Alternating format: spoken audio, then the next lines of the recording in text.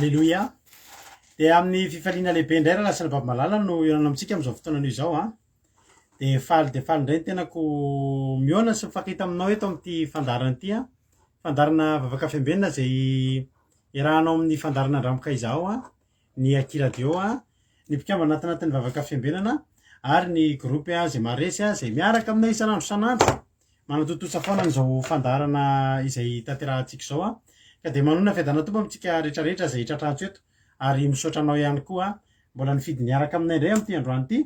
Dia matoky sy mihitsy izay fa tsy ala maina eto tsika amin'ity androany ity a. Raha androany no vao tonga miaraka aminay eto dia te hiteny aminao hoe tonga soa ianao fa matoa ianao tonga eto dia tena ilainao ty fandarana ity, ilainao tenin'Andriamanitra izay hozaraina eto androany a. Ary tenin'Andriamanitra io no hanokatra ny fiainanao, tenin'Andriamanitra io no hanangana ny fiainanao, tenin'Andriamanitra io no hanasitrana ny aretinao a. Io tenin'Andriamanitra io a no hampahery anao indray amin'izao fotoana izao. Ka dia tahiny Jesosy a maretatra amin'ny farany. Raha androany vao tonga eto dia aza mihafahafa miaraka aminay a, miditra mandray anjara anaty commentaire sy ny rehetrarehetra ao a. Fa matoky sy mino fa ho zatra eto ihany ianao a. Raha hitanao mampahery anao androany dia tonga avy indray raha pitsy fa hatramin'ny zoma tsika eto foana manomboka alatsinainy ohatroka hatramin'ny zoma. Ka dia tahiny tompo a dia mahereza hatrany hatrany a. Tsy kisendratsena raha tonga avinao teto, zavatra efa voalahatra Andriamanitra avokoa. Ka dia tahiny tompo tsika tsirairay avy. Manao izay vapaketo kosa dia tahiny tompo manokana ranam-pahaviaina niditra teto androany voalohany hitako teto a. Ny avy aty amiko aloha dia ranam-pahaviaina no tafiditra teto voalohany. Tahin'Andriamanitra manokana ny ranam-pahaviaina ho voadidin'ny fitahiana, rotsak'Andriamanitra aminao ny fahasoavany sy ny fitahiny a. Dia izay olona mba anjara tsodrano kely azo izay tafiditra voalohany dia ranam-pahaviaina no nahazo azy tamin'ity androany ity. Dia tahiny Jesosy ranam-pahaviaina mahereza hatrany hatrany a. Dia tahiny tompo ranam-pahaviliana artisanat de Madagascar, Côte d'Aléonie fity Côte d'Aléonie fity Sondola, ao ihany koa Elisabeth, Erika Raka, Andondry, Verselina, artisanat de Madagascar efa teo, Erika Raka, Tsiry Amboaramiel, Rantarina Charline, dia ao ihany koa i Tojo Mikael, Rodine Marie, Lantonirina, Tsiry Amboaramiel, Razana Monika, tonga soa daholo tsika tsiray avy, Rolianisha, Mams Randry, Maivare, Aingonirina, Ajaska Patitsy, Eliana, tahiny Jesosy, Verselina, eme Manambotso, contre camaradin'i Jesosy, Bert Sava, dia tonga soa isika Soameva, Misfit, Nambintso, Felana Rakoto, Sandra Akonina, tahiny Jesosy. Efa herinandro ty zao nahitako anao teto a. Raha tsy diso asa herinandro amin'ny larobia dia tonga soa ianao a, mahareta hatramin'ny farany. Mahareta foana. Mama Valentina, Faly Ray Ritovo, tahiny Jesosy, Many Nico, Faly Ray Ritovo, Yama, Fleur, faly mahita anareo, Yama, tahiny Jesosy, isika tsirairay avy. Dia mahareta hatramin'ny farany a. Ary mifantoa tsara fa ao anatin'ny fandaranao a, mino fa ao ny andrenesanao bitsiky ny fanahy masina, ampahery anao a, hiteny aminao a Andriamanitra amin'ity androany ity amin'ny alalan'ny ampanompony izay eto, na amin'ny alalan'ny hira izay hoenontsika na ny tenin'Andriamanitra na ny famelabelarana. Dia matoky sy mino fa ianao nokatra ny fonao dia hirotsaka aminao a izany taka ny voafafy a, izany rehetra izay ataontsika eto androany, ataontsika voninahitra Andriamanitra. Andao atsika hiditra amin'ny fandarana. Androany ekipa miaraka amiko eto a, Ranabavy Rodina, ny vavaka fanombohana, avy any Koweït zany ny fanombohana androany. Dia andimby azy eto a fity a hitondrantsika famelabelarana tamin'ny lakamisy, satria tsisy famelabelarana tamin'ny zoma fa mbola variana tamin'ny radio izay aza dino a, fa ny radiontsika efa mandeha fa tsy www.andramikaizao.com ntsony fa lasa akiradio.radio 12345.com zay a. Mba misy raha tsy mahadiso anareo dia mba alefaso eo amin'ny commentaire eo ny lien ny radio ahafahan'olo ameno ny radio atsika. So dia mbola misy zatra le 3W dia ven'olona fa mbola tsy mandeha efa mandeha ny radio ary zay tsy napisy antsika famotinana tamin'ny zoma satria mbola variana teknisianina kely tsika dia ifity zany a mbola varianany karakarany raha teo izy dia androany izy vao manao famidinana. Tainy izao sary tsika rehetrarehetra tainy tompo ary ranavavy Rodina ianao ny vavaka fanombohana anao ny fitenenana. Tainy tompo. Faly miarahaba ho an'ny pastera ny tenako ary faly koa miarahaba ho antsika tsirairay avy ka mbola vory eto amin'ity fandaharana vavaka fiambenina izao. Andeha isika ry hava-malala hivavaka hanapetraka izao fotoana eo amin'Andriamanitra. Ry Andriamanitra renay zay an-danitro, faly misaotra midera mankalazy ny anaranao izahay. Misaotra anao izahay noho fitantanana sy fiarovana ho anay nandritra ny tontolo andro iny, ary nandritra ny herinandro ka trahatra izao herinandro vaovao izao. Misaotra anao izahay satria lehibe tokoa ny fitiavana izay asehanao aminay tsirairay avy. Amin'ny fitahigna rehetra izay nataonao taminay dia isaoranay izany, na izay mbola hataonao aminay ka mbola isaoranay izany. Ankehitriny raisy izany fisaorana izany. Ary apetraka eo am-pelatanana ny tenanay tsirairay avy. Raha misy fahotana izay nataonay tompo, mangataka famelan-keloko aminao izahay ka raisy ny fonay, fananay atongotra ianao izany. Ary amin'izao tompo rety ny mpanompona izay ny rahanao hanatanteraka izay hafatra ny ampanirahana izy ireo. Mangataka ny fanana masina ry tsaho aminay tsirairay avy. Raha misy namanay izay manana hetaheta hiatrika ity fotoana ity, na namanay izay manana hetaheta mitady anao engane ho tonga eto izy ka hitafiainy izany hafitra izany. Ary ny hafitra izay entiny mpanompona eto, anano hanatanteraka sy halavorary izany ary kasiny fanana masina mba ho tafita aminay tsirairay avy izay hafitra izay entiny mpanompona izany. Ary ndreto koa Jesosy malala ho ny vahoakana izay hiainy izay ny hafitra izany. Raha koa fanana masina fony tsirairay avy mba tegna hankatoy izay teny izay ambara eto Andriamanitra fa tsy hiainy fotsiny. Ary anao Andriamanitra satria ianao efa nampiomagna anay amin'izao fotoana izao. Izay milaza hoe koa mimana kosa ianareo fa amin'izay oratsy ampizinareo no iaviany zanak'olombelona. Ho avy tokoa ianao Andriamanitra satria efa miaratsy ity fiainana izay misy anay izao. Engane samby hiomagna tokoa ny tsirairay avy izay hiainy hafatra eto androany mba tsy ho verimaigny izay teny izay hafafy eto. Ary ny pastera izay hamelabelatra izany teny izany, raha koa fanana masina izy mba ho tafita soamantsara izay teny izay hampitany eto Andriamanitra mba tegna hafanay hanompo ana mandrakariva. Ary ny mpanompona izay andeha hivavaka ho an'ny firenena, raha koa fanana masina mba ho tanteraka sy lavorary izany vavaka izany. Ary ny connexion rehetra sy ny fitaovana izay entiny eto, raha koa izany Jesosy niasany devola zavela hanjaka eto, engane ho tanteraka sy lavorary izany fotoana entinay eto izany. Mba tsy tahaka ny diranay eto ny hivoahanay tompo, mba hahery, hatanjaka, ary hatanjaka amin'ny finoana ny fanompoana anazy sy ny fanarahana dianao. Apetraka eo am-pelatanana izao vavaka izao ka resy sy hanjakao saotra reo. Amen.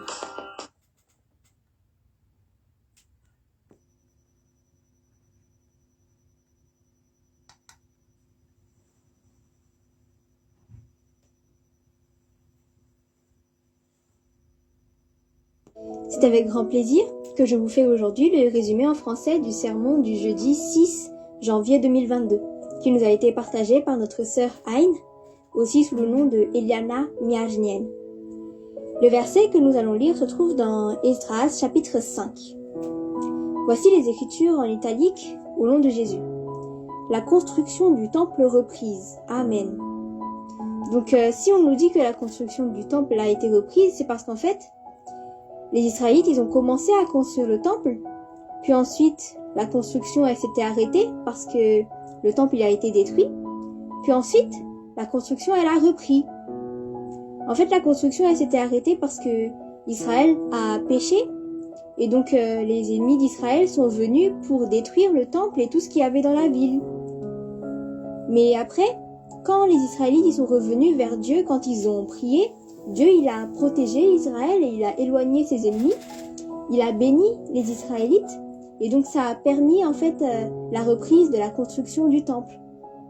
Mais quand les Israélites voulaient construire le temple, il y en a qui ont voulu les en empêcher. Par exemple, dans Esdras chapitre 4. Voici les écritures en italique au nom de Jésus, de Esdras chapitre 4. La construction du temple interrompue. Ici, la construction, en fait, elle a été suspendue parce que les Samaritains, ils sont venus empêcher la construction.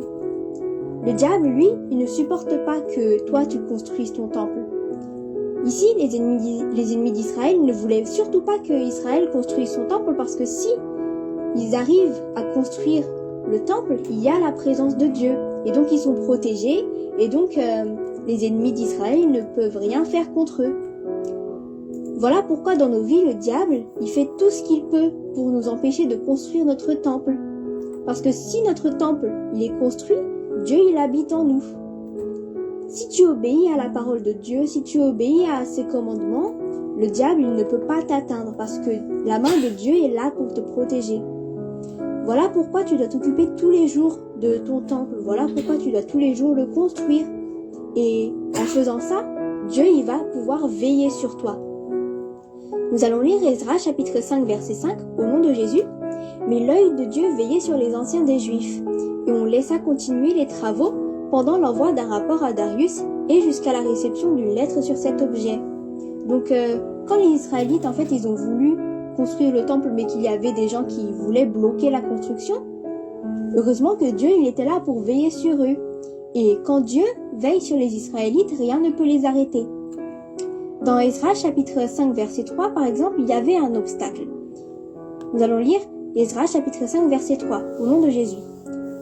Dans ce même temps, Tatnaï, gouverneur de ce côté du fleuve, Shethar-Bosnaï et leurs collègues vinrent auprès d'eux et leur parlèrent ainsi.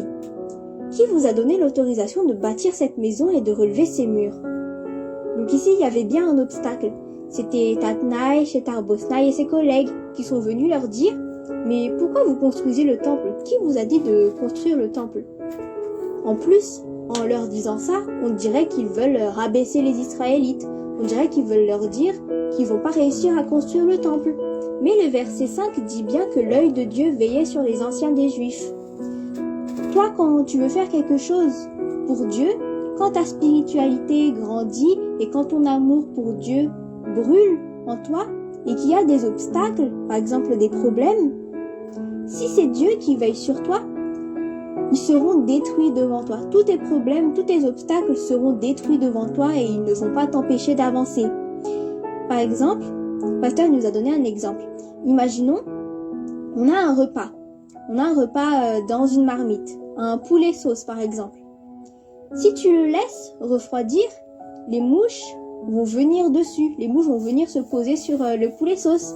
Mais si le poulet est bien chaud, s'il est brûlant, les mouches, elles pourront pas se poser dessus parce qu'elles ne supportent pas la chaleur. C'est pareil pour ta spiritualité. Quand ta spiritualité, elle brûle, tes ennemis vont partir. Les mauvais esprits n'ont plus de force face à toi. Quand tu construis ton temple, oui, il y a des obstacles. Comme Israël ici, quand Tatnaï a essayé de les bloquer. Mais quand tu le veux vraiment, quand tu as vraiment la détermination de construire ton temple, Dieu, il va t'aider. Dans Psaume 32, verset 8, on lit, au nom de Jésus, « Je t'instruirai et je te montrerai la voie que tu dois suivre. Je te conseillerai, j'aurai le regard sur toi. » Amen. Donc, Dieu, il dit qu'il sera là pour t'enseigner et te guider.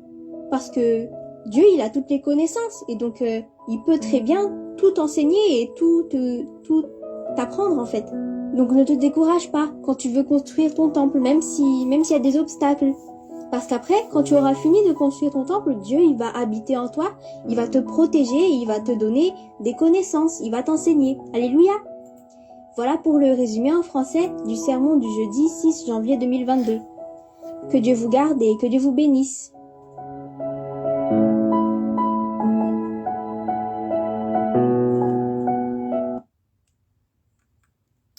Alléluia. Mankasitraka ny izy amin'ny rahavavy ndretsika tamin'ity androany ity ranavavy tamin'ny vavaka matsiro dia tena natsiro tokoa moa zany Andriamanitra ny hampitombo hatrany anao ranavavy rodinina ombanao hatrany amin'izay rehetra ataonao rehetrarehetra mahaly fitianao ihany koa tamin'ny asan'Andriamanitra izay nataonao teto androany fa tsy kely ireny fa lehibe dia ho tahiny Jesosy mitombo-hozitra mitombo fahasoavana dia ho tahin'Andriamanitra ny amin'izay rehetra ataonao. Tahiny tompo ihany koa ranabavy zanako fity misaotra ny amin'ny fametinana fa betsaka ny mila an'ireny eto fity dia mankasitraka indrindra dia hitahanao foana koa ny Andriamanitra amin'izay rehetra ataonao ka dia tahiny Jesosy ianareo mirahavavy izay nanomboka ny fotoana androany. Misy olona vaovao hitako teo miezaka mijery an'ilay anarany raha mba hitako eto izy misy hoe Jeanne teo Jeanne angamba ny anarany anarany iny dia ao koa Alita Sanna Antonia, alleluia.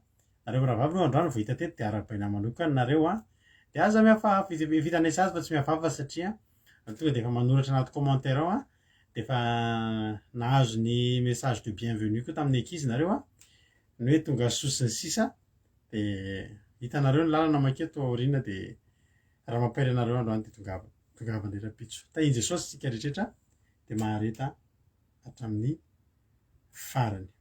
Eny toriteny tsika androany, ny toriteny ilontsika androany araka amin'ny ranavavitsika Roly Anisy avy any Allemagne tsika androany amin'ny toriteny ameloha an'izay nefa tahaka ny mahazatra dia andaontsika eno hira anankiray hira mahafinaritra izy ity izay hira fa karazany ohatrany nisy fotoana izy ity hira fanevakelitsika teto mihitsy satria matetika raha vita toriteny izy ity dia ataontsika eto dia izay ataontsika izy ity ary androany empaherezana an'izay rehetra mety matsiarotsiaro anaty ady amin'izao fotoana izao ohatra matsiaro miady rery toa ohatra ny kamboty dia ty ampairanao hoe tsy rery ianao fa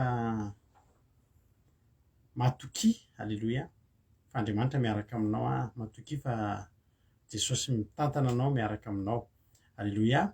Fa miarabany ranabavy Kadaka, Itody Raonisoa, Preta reo mbola tsy voarabako teo dia ao ihany koa Olga Ranorosoa, Elisabeth efa narabaiko Roly dia tahiny Jesosy Sina Théoda sy Verchelina Andenirina Suzel Kodenia sy Kodaleoni moa mpiavana mpiray-tampo izy ireo reo fanaranarak ireo ny anarany tonga soa nareo dia tahiny Jesosy andao ary no ifampaheritsika anatin'ny tery ity dia teneny mihitsy ny tenanao hoe za matoky fa tsy hamely rery ianao Andriamanitra ataontsika izany izany ho voninahitra Andriamanitra dia meno voninahitra aoriana zay to dia hitra amin'ny tenin'Andriamanitra hitindranabavitsika Rolika anatin'ny tery ity ianao maka baiboly maka toerana tsara maka vandro ihany koa raha misy efa eo ny vandro dia alaivo ihany koa tsakotsakoana andao ary mahereza daholo izy.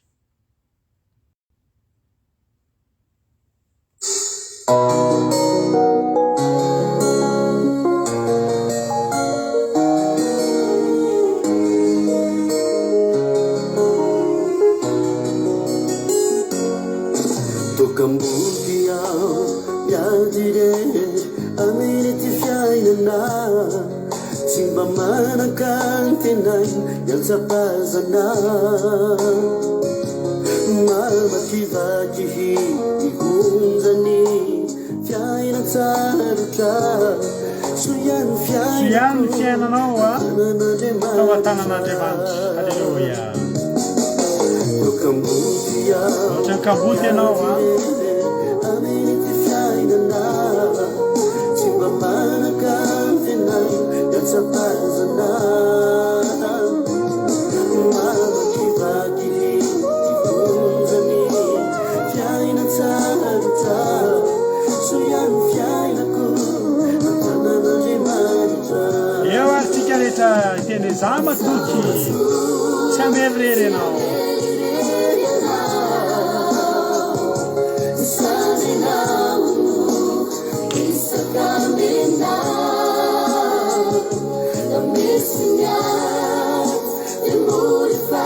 Misy miary dia mifaliany aloha anoatra no ny mpandresy anao, halleluia.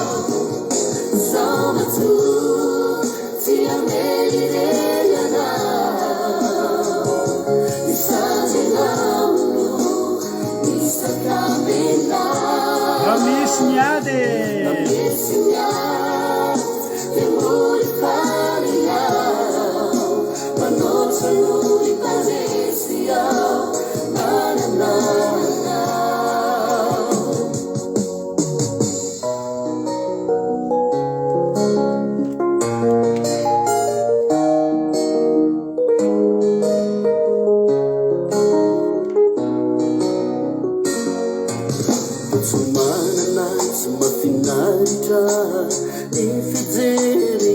ohatry ny olon-dresy mihitsy ary ny fahitany olona anao hoe resy io fa resy tsia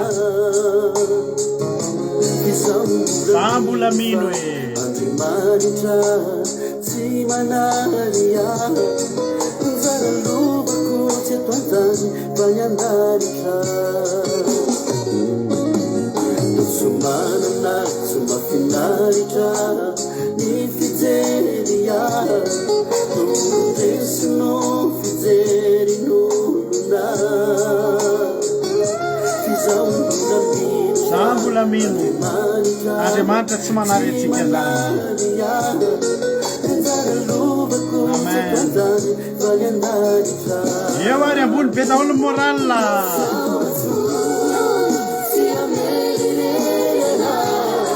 hitanana hoe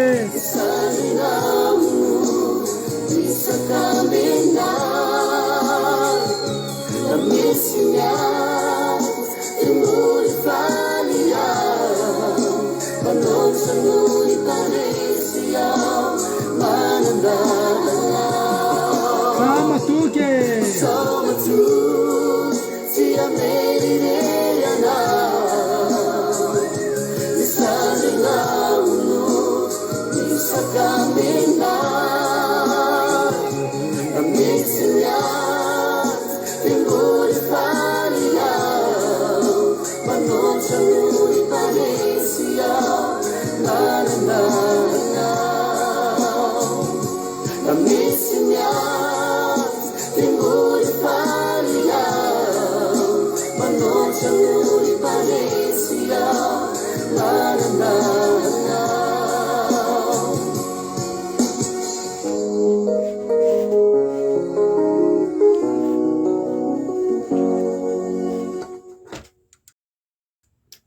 Alléluia. Nisy fotoana iny iriny tena saika ohatrany hoe irafanevantsika teto mihitsy dia natetika izy iny natao satria dia nampahery tena nampahery atsika rehetrarehetra zany dorika ny fiainantsika ny fiainanao voenao manomboka manatona an'Andriamanitra io voe mihitsy resaka tamina anabavy ohatrany ny teny zay hoe zao ny efaran'ny fiainako toy izay attention tsy zao ny efaran'ny fiainanao fanombohany io ary matetika Andriamanitra ravana zay rehetra olona tonga eo aminy dia olona ohatrany olona resy aloha tena resy daholo mihitsy tsika vao tonga teo tsisy tsy resy zany tsika tonga teo amin'Andriamanitra ary raha mbola tsy resy tsika dia mbola tsy tonga teo ary ny olona resy daholo manatona an'Andriamanitra efa le malemilemy efa tsy tia izay atao efa lanaky ny fiainana zany daholo tsika reto vao manatona an'Andriamanitra ary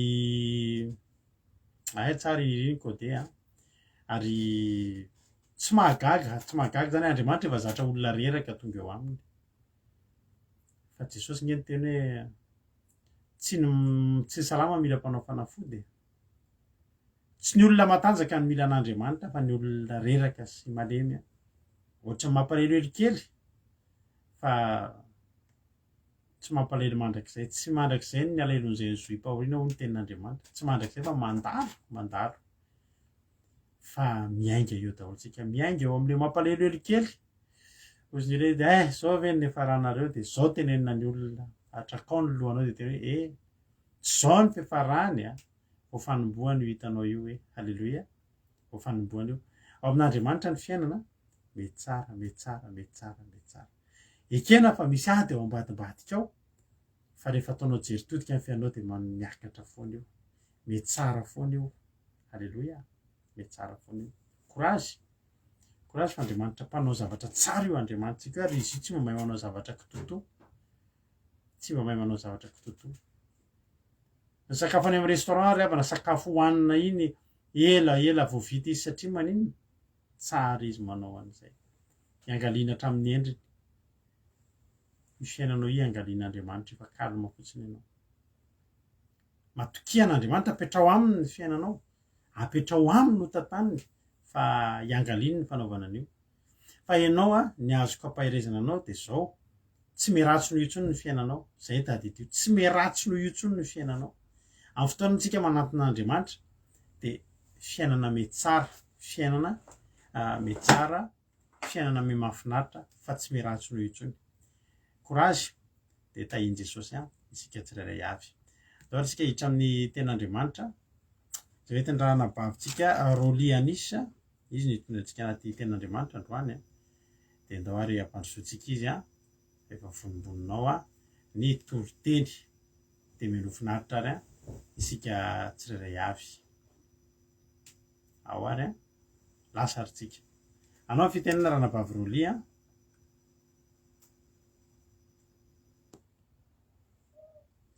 tahiny tompo paster tahiny tompo tsika rehetrarehetra mpanaraka izao fandarana izao de iara-maky sy ny teny soratra masina ary tsika de ny teny zava-kitsika de io hitantsika ao amin'ny salamo fa 9:7 tomboka ao amin'ny 15 ka hatramin'ny 15.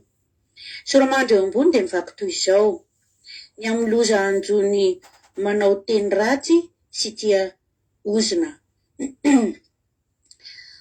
Fentira salamo nataon'i Davida. Ry Andriamanitra fidariako, aza mangina ianao. Fa ny sokabava ny ratsy fanahy sy ny mpamitaka amely ahy. Ny teny ahy tam lera mandainga izy, teny fankalana no nanodidinany ahy, ary ny ady tamiko tsy ahoana izy. Ny fitiavako dia valiny fandrafena, fa izao kosa dia mivavaka. Ny soa nataoko no valiny ratsy, ary ny fitiavako no valiny fankalana. Izany teny zany ry havana dia manambara antsika ny fankalana sy ny fitenenana ratsy ary ny ozona. Midika zany ry havana fa tokony tsy hanozona itsika na ankahala na hoe hiteny ratsy izay manao ratsy atsika. Tokony hamelany helony tsika mba hitiavan'Andriamanitra atsika bebe kokoa, satria Andriamanitra dia Andriamanitra be fitiavana ary nampianatra atsika ny atao hoe fitiavana. Andriamanitra dia Andriamanitra mpamindra fo ary Andriamanitra mamela heloka amintsika. Koa noho izany dia tokony haka ny toetran'Andriamanitra itsika. Izay Andriamanitra ray Jehova mpanao ny lanitra sy ny tany izay nanao atsika, nanampitiavana atsika izy ary tena tsy navoy atsika. Nateo ara hoe misy ny fahatezeran'Andriamanitra ry havana, indrindra hoe teo amin'ny nanaovan'ny safi-drano dia nanenina izy taty aoriana, satria tiantsika zanak'olombelona. Ka rehefa misy zavatra ataontsika zanak'olombelona ka mahatezitra an'Andriamanitra, manenina izy amin'ny zavatra izay ataony rehetra, zavatra nataony satria tsika nanao ratsy nefa izy namaly noho ny ratsy izay vitatsika. Koa ry havana, amin'izany dia tokony tsy hiteny ratsy izay manao ratsy atsika, na ho tezitra na hanozona. Ny ozona dia tsy tsara tokoa. Raha manozona mantsy ianao dia mety voan'le ozona tokoa n'le olona, nefa Andriamanitra tsy hamaly azy tsony satria ianao efa nanozona. Ka mila ny fandeferana sy fanetretena ary ny famindrapo tsika zanak'olombelona, indrindra fa isika izay mpanara-dian'i Kristy. Tsika mpanara-dian'i Kristy dia tokony haka ny toetran'i Jesosy Kristy izay nomboana teo amin'ny hazo fijaliana. Jesosy ry havana nanaikom-boana noho ny fitiavany atsika, ary izy tena nandefitra sy nanetry tena, na ny satroa tsilo ary izy ninona zavatra natao teo aminy dia nandefitra tokoa izy satria ny fitiavany atsika. Mafy taminy zany, matoa izy ny teny hoe ray ao esoraniko ty kapoaka mangidy ty, nefa aoka tsy nisitrako no atao fa nisitraka ao. Noho ny fitiavany atsika zany. Rehefa nomboana teo izy, tsy mba niteny ratsy atsika izy na dia nitenenan'ny olona ratsy, tsy niteny ratsy ireo nanomboka azy izy na dia nopainy, nyvingavingainy, nambaniny, fa vo mahay ary izy ny teny hoe raha eo mamelany elony fa tsy fantan'izay ataony. De tsika ry havana tokony ohatra rany ihany koa hoe zay manao ratsy atsika de tokony hoe mamelany elony fa tsy fantan'izay ataony. Nefa kosa indraindray tsika zanak'olombelona ne mba misy hoe fatezerana ihany ka mba afaka ho tezitry. Mbola misy tenin'Andriamanitra hoe mitezera fa aza manota nefa aoka tsy ho tratry ny masoandro miletika amin'ny fatezeranao. Izay indray de hafa zay ry havana satria amin'ny maha olombelona raha marary de marary tokoa tsinona ny ataon'ny olona mety ho tezitra ianao nefa voafaritr'Andriamanitra hoe aza atao tratry ny masoandro miletika ny fahatezeranao ka tokony ianao zany hoe misy fahatezerana de tsy atao tratry ny masoandro miletika fa mivavaka ho an'ilay olona manala an'ilay fahatezeranao anatin'ny fo satria ny fahatezerana sy ny fanaovana ratsy de tsy avy amin'ny kristianina, tsy avy amin'ny Jesosy Kristy, tsy avy amin'ny fanahy masina fa avy amin'ny Satana. De tokony ialahantsika zany ry havana satria tsika efa miandry ilay toerana tsara izay namboarin'i Jesosy ho antsika ao ambony ao. Samy manantena sy miandry an'izany tsika matoa tsika tsy manao ny ratsy ary tsy hamaly ny ratsy fa anaraka ny teny zay voalaza amin'ny soratra masina. Jesosy koa ne mbola niteny hoe raha misy mamely ny takolakao ray omeo azy koa ny ray. Zany ry havana de mariky ny fanetretena, mariky ny fandeferana, mariky ny tsy fa malina ny ratsy satria tsika tsy tokony hamaly ratsy araky ny teny voasoratra eo amin'ny soramandro hoe ninanao ny teny ratsy sy tia ozona. Tsy tian'Andriamanitra zany. Aoka tsika tsy hanozona, tsy teny ratsy anizaniza. Nefa raha jerentsika koa nge ry havana ao amin'ny 9:40 amin'io salamo 8:100 io de misy teny manao toy izao ihany koa hoe satria tsy mba nahatsiaro amindra fo izy fa nanenjika ny ory sy ny malahelo ary nireraka po mba ahafaty azy. Dia ozona izy ka nanody azy izany, tsy dia indra fo izy ka nanalavitra azy izany. Hitanareo ny ao andininy 9:40 sy 7:70 ry havana de manazava tokoa izy hoe raha nanozy ny olona ianao de nanenjika ny ory sy ny malahelo ary nireraka po mba ahafaty azy. De raha manenjika ianao zany tsy sitraka Andriamanitra. Raha manozy ny olona ianao ho faty tsy tian'Andriamanitra. Ohatra hoe misy olona ray zao nanao zavatra tsy mety de hozonina ho faty. Tsy mety zany ry havana. Ohatra n'izao amin'ny andro iainantsika zao ry havana de manery atsika ny olona hanao vaksiny, manery atsika reo mpanambola reo olona zay manana ny maha izy azy, manery atsika mikolaka hanao an'io vaksiny io. Aoka tsika tsy hanozina azy, fantatsika fa tsy mety zany satria efa voalaza zany ao amin'ny apokalipsy hoe tsy mahazo mividy, tsy mahazo mivaky, de efa zany ny iainantsika amin'izao fotoana izao. De aoka tsika tsy hanozina azy fa hivavaka ho azy ary mivavaka koa tsika eo amin'ny mba hatongava tsika, ahatateraha tsika ny tanjona irintsika hatramin'ny farany momba n'io vaksiny io satria raha tsy mifanahy masina koa no manampy atsika tsy ahatohatra an'izany tsika satria mafy ary mahery tokoa ireo izay manenjika atsika, ireo izay manery atsika amin'ny zavatra ratsy. Ratsy nge io ry havana, zavatra ratsy io de mafy ry zareo manery atsika amin'ny zavatra ratsy nefa fanahy masina anampy atsika amin'izany. Jesosy Kristy anampy atsika amin'izany. Efa voalaza ny teny ny soratra masina daholo ry havana ny zavatra miseho amin'izao fotoana izao ka izany ny tokony hananantsika fandeferana, izany ny tokony hananantsika fanetretena, izany ny tokony hananantsika hoe famindrapo amin'olona tahaka ny namindrany Jesosy Kristy fo teo amin'ireo zay nanombo azy teo amin'ny hazo fijaliana. Raha mindra fo izy matoa izy tsy nanozona an'ireo, tsy nanozona mihitsy izy fa tena vao maiary izy a nivavaka ho azy hoe mamela ny elony fa tsy fantany zay ataony. Aoka koa tsika amela ny eloko ny olona satria tsy fantatritsika zay ataotsika de alaotsika tsy hanao ny ratsy fa hanao ny tsara lalandava. Ao amin'ny Matio efa vakiko tamin'ny toriteniko indray mpandeha teto ty a fa mbola toyny io fanenjehana io a sy hoe toyny hoe itiavan'Andriamanitra atsika sy hoe iakaratsika any an-danitra ahitatsika n'izany lanitra zany aokotsika mindra foa aokotsika tsy hiteny ratsy tsy hanozony de hoy izy ato amin'ny Matio 5 jerentsika ao amin'ny andinin'ny 9 hoe sambatra ny madio apo fa izy no ahitan'Andriamanitra. Sambatra ny madio apo fa izy no ahitan'Andriamanitra.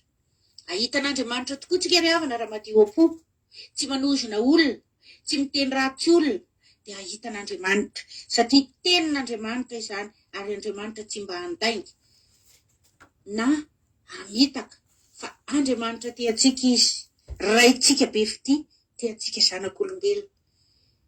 Aoka ane izany teny zany ry havana teny tsotra sady fohy izay napetrako teto samy handray azy ao apotsika rehetrarehetra ary samy hanana ny fanahy masina eo amin'Andriamanitra Raisy Jesosy Kristy. Alleluia. De raina ane zany teny zany de raina ny tompo de raina Andriamanitra. Alleluia. Amen. Alleluia. Makasitraka ranavavy Rolia. Tahiny tompo ianao amin'izany tenin'Andriamanitra nampianatra anay izany indray androany nampianatra antsika tsirairay avy a. De Andriamanitra hamaly fity ianao a tamin'izany afatra mafonja tenin'Andriamanitra mahafinaritra makasitraka de Andriamanitra hamaly fity satria fantatritsika rehetra fa tsy mora zany fotoana lany sy ny rondoa lany a fanaovana asan'Andriamanitra amin'ny toriteny zany a nefa de rehefa tonga ny anjarany de vita ny soamatsara zany ao ny adidy isan-karazany de Andriamanitra hamaly fity ianao ranabavy a ranabavy Rolia de tahiny Jesosy a maherezatra mitombo fa soavan'Andriamanitra ane ampididina anao ny fitahiny a mahagaga.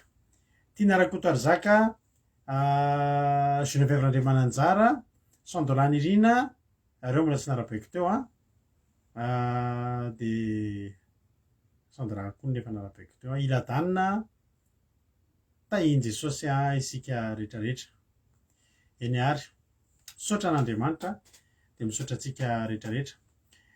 Misy filazana kely aloha ty tahiny tompo koa ranavavy Naël tonga soa. Misy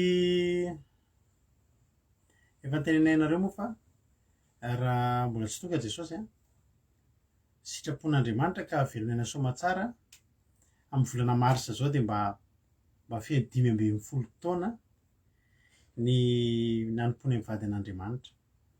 Any idirany tamin'izao asa fanompoana zay iarahantsika eto zao 5 taona satria tamin'ny taona 7 nanomboka niditra tanatin'izany valan'ny fanompoana zany zay mivady a ary zava-dehibe amin'ny loatra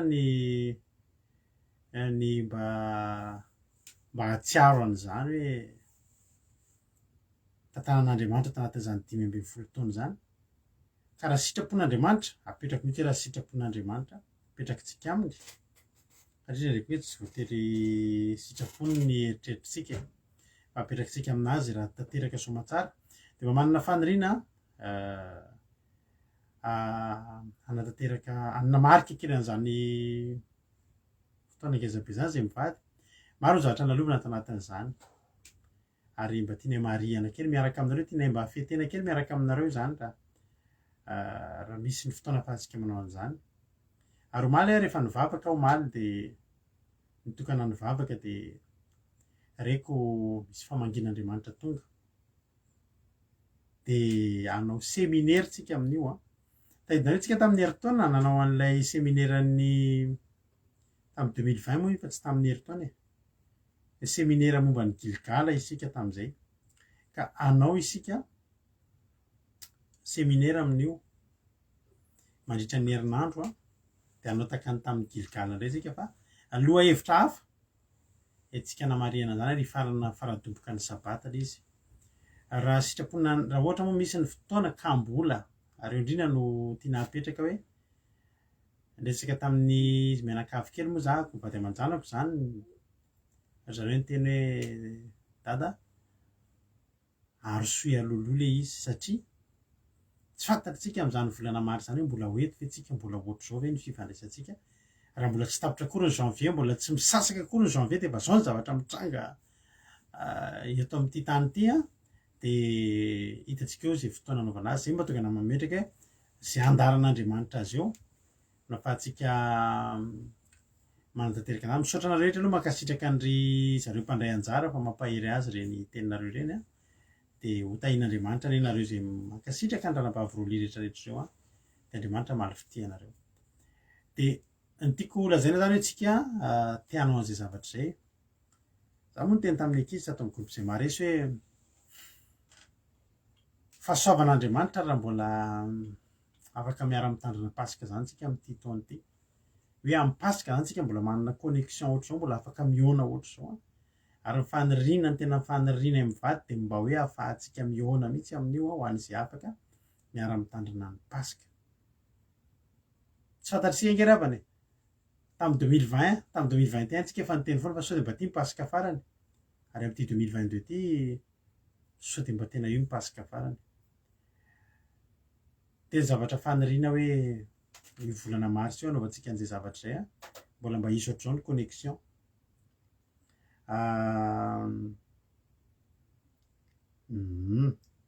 sitrapon'Andriamanitra raha mbola tsy tonga Jesosy de tena amin'ny ete tsika tena tsy maintsy hanao vavaka tendrombohitra tsika amin'ny ete tena ataontsika angatahantsika hitongitsika amin'Andriamanitra mihitsy mba ahafahantsika mavavaka tendrombohitra amin'ny ete ary tsisy mba afaka hanao an'izay tsika ka de hitantsika hoe andaminana ny fotoana fa manana zay programa ngezangeza zay tsika herinandro sika hanao an'io hetsika io taka ny tamintsika nanao an'ny hetsika tamin'ny Gilgala ihany de tadidio fa nanokatra lanitra Andriamanitra nampidina ny fitahina manana ambiampo atsika rehetra tamin'ny netsika Gilgala iny a firifiry ny valimbavaka ito ary na zay zao de nahazo valimbavaka ngeza be mihitsy to ambadika zany hetsika Gilgala zay nataontsika zany de apetrakintsika amin'Andriamanitra volana mars ny tokony hatanterahana an'izy io fa hitantsika eo ihany a am'teny moa Andriamanitra mamangy antsika arosoy alolo am'zao zao de tenenina antsika eo foana fa de tsika mbavaka ny mba fahatotosany zany hetsika zany satria lehibe loatra amponay mivady a ny anamarika an'izany fotoana zany miaraka aminareo tena marina kely zany 10 taona zany tsy zavatra hoe ireharehana hoe inona akory zany kely zany misy olona 50 taona nanao asan'Andriamanitra nanompoana an'Andriamanitra misy olona mety 80 taona de tsika 10 taona kely ny kosa ohatrany tsy tiatsika andalo fotsiny zany fa tena tiatsika mariana mbola tsy afaka mame datintsika hoe 5 mars al izy a fa raha ny fotoana ny idirana tamin'ny jao asa-panompoana zao de 17 mars de ataontsika manodidididina zay zany izy fa ataontsika herinandro tsika natateraka hetsika amin'io herinandro zay tena hoe tena mety asitsika mbola tsy atsika zay hitondrana azy fa ny faradoboko mety lahadina ny sabatatsika amin'ny fotoam-bavaka iny tsara be mihitsy zao raha am'izany hetsika zany nareo misy miroso amin'ny ranon'ny batisa de afinaritra ny fotoana de tahin' Jesosy tsika rehefa apetrakantsika amin'Andriamanitra izany zavatra izany radio antsika mandeha miano radio alleluia efa mandeha izy ao ho voninahitr'Andriamanitra eny ary ranabavy Rolia salama fasivy amby zato moa zany no nivakina teto a nosoramany de ny amin'ny lozanjo ny manao teny ratsy sy tia ozina tena tsy tian'Andriamanitra tsika hiteny ratsy sy tia ozina zany de le oziny reny de moziny reny fanao ma misy fotoantsika rehefa tena anaty alahelo anaty fatezerana de miteny olona anankiray ohatra tsika hoe mahita olona namono olona mipotra amin'ny Facebook na nisy olona nanao zavatra tsika de zao ny zavatra tenentsika hoe mialatsiny mialatsiny efa niteny an'ity zavatra ty daholo ngambontsika mialatsiny indrindra tsy vanina ihany hoe olona tsy vanina aza miteny an'izany tsony ianao manomboka androany aza vanina matesa zany rehetrarehetra zany a ozona aza mahita zay mamiratra be dia be a ny teny zay avoaka ny vavantsika fa tandremo zany fa tsy sitrak'Andriamanitra reny ny any Davida teto napetrany amina tanana mahery izany zavatra izany ny any Davida dia nentiny teo anatrehan'Andriamanitra zao ny teniny hoe ry Andriamanitra fiderako aza mangina ianao fa ny sokabava ny ratsy fanahy sy ny mpamitaka amely ahy nitehina tamin'ny lehilahy mandainga izy teny fankalanana na nodidinany ahy ary niady tamiko tsy ahoana izy ny fitiavako dia efa nifandrafiana fa za kosa dia mivavaka ny soa nataoko no valindratsy ary ny fitiavako no valin'ny fankalana any andreo olona ratsy fanahy napakazy aroka izy mpanohitra hitsangana eo kavanany raha ohatsaraina izy dia aoka homeloka ary aoka ny fivavahany no tonga fahotana hatramin'ny andininy fahafimy moa no vakindrana babilônia teo hatramin'ny andininy fahadimy moa no vakindrana babilônia teo hatramin'ny andininy fahadimy mba raha tsy diso no vakindrana babitsika ronia teo a safiry rakizy sojerena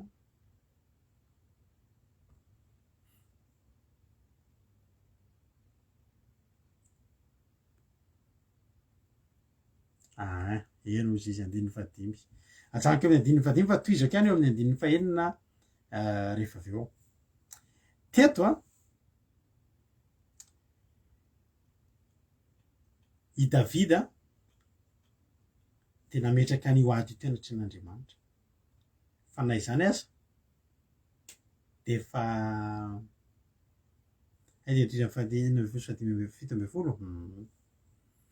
fa teto Davida dia efa nirary zavatra ratsy ho an'reto fahavalonreto ihany any andreo olona ratsy fanahy napakazy aoka izy mpanohatra hitsangana eo ankavanany raha ohatsaraina izy dia aoka homeloka aoka ny fivavahany ho tonga fahotana aoka ho vitsy ny androny ohatry ny leto ihany zany hoe matesa vetivety aoka ho lasa kolokafany anjara fananany aoka hokambotiny zanany zany mbola ohatry mbola hoe matesa ihany ny dikan'izany satria hokambotiny zanany aoka mpitondra tena ny vadiny dia mbola eo amin'le matesa ihany koa zany aoka irenireny mangataka ny zanany ary aoka ho tena ho antra aoka irenireny mangataka ny zanany ary aoka irembo lavitra ny tranony efa rava izy aoka mpananana vola aminy amandrika izay rehetra nananany ary aoka ny olokavy evoaka ny vokatry ny asany aoka tsisy aharitra mindra fo aminy na hianatra ny zanaka amboty aoka ho fongotra ny taranany ary aoka ho vonoina amin'ny taranaka mandimby ny anarany izany zavatra teneniny Davida zany nefa ry havana dia efa ozona ihany koa zany ozona fa nanomboan'i Davida azy dia zao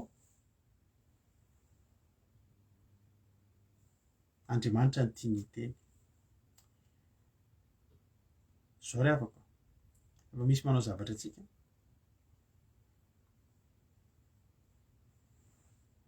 dia raha isika no hiteny raha isika no amely raha isika no hetsika kely no vitatsika mba teteny aminao zao firy tamin'ny olona nanisy ratsy anao reny resinao raha bedina aminao hoe firy tamin'ny olona nanisy ratsy anao no tena vitanao no hanao zavatra aminy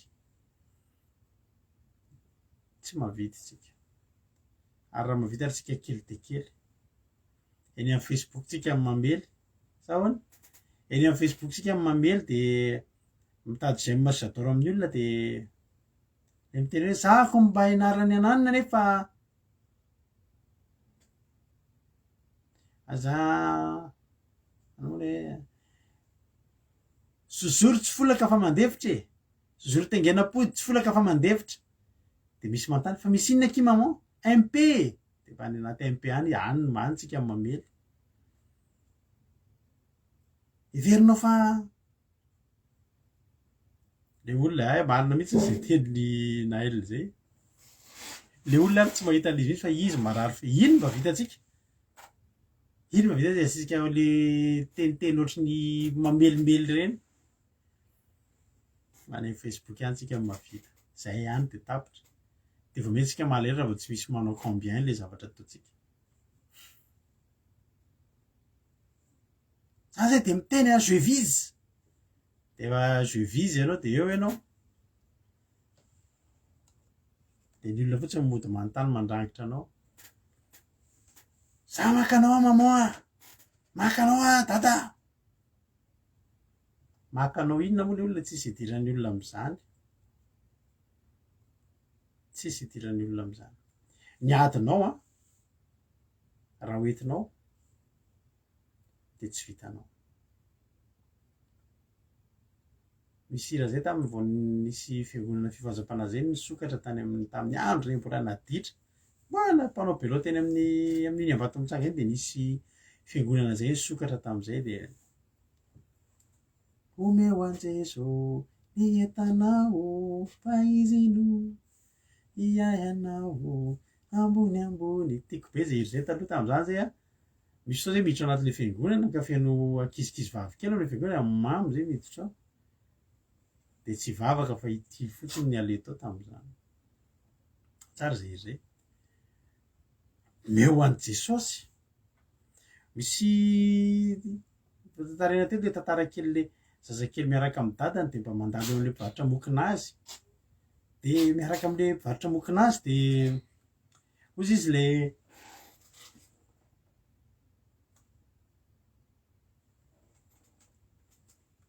miaraka amin'ny dadany izy de mandalo eo am'le mpivarotra mokinazy namany dadany de ahoana lesy ianao miaraka amin'ny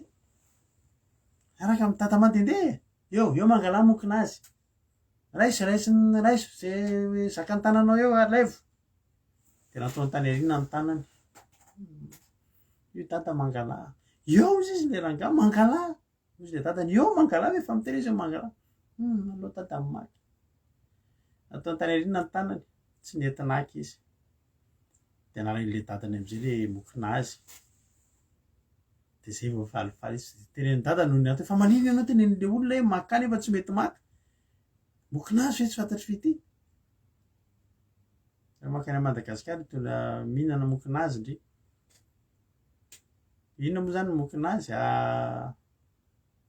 jujube moa sa inona moa retiny mokinazy amin'ny teny vazaha de jereva amin'ny Google